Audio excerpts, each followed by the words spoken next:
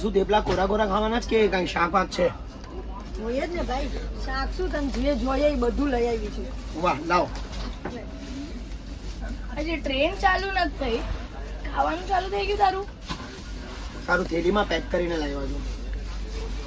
થેલી જરૂરી છે ને, લીક થઈ જાય ને. તો વાહ, ભાઈ કપડા બધા 4 દિનના નવા બગડે છે. હજી એક થેલી. Double triple layer packing. વાહ, ઇઝરાયલની સુરક્ષા ફેલ છે તમારી સામે. ઇઝરાયલની સુરક્ષા ફેલ તમારી સામે. થેલી ત્રીજી. હજી એક થેલી. કેટલી થેલી પણ? તારે જીન્સ ની બધા સારા રાખવા હતા ને કે તેલ વાળા પહેરત ન્યા.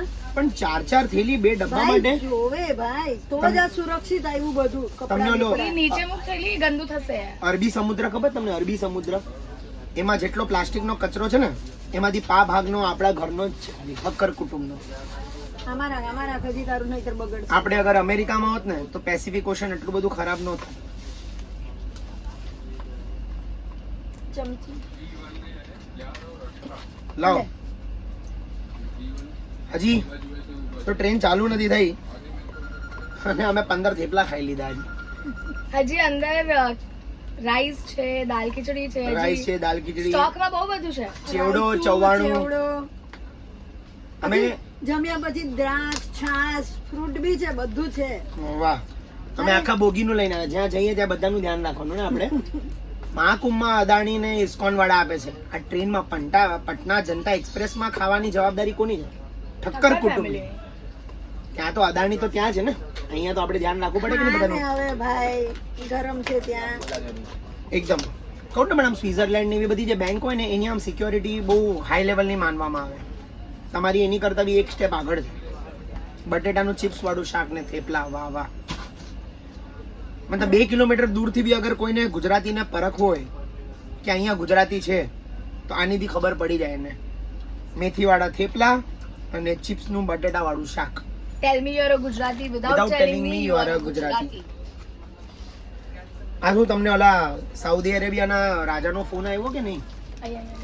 એને તમને એક તેલનો કૂવો ગિફ્ટ કરવો છે તમને. એ કહે છે કે તમે તો 1 અઠવાડિયામાં કૂવો સુકાવી નાખશો તેલનો.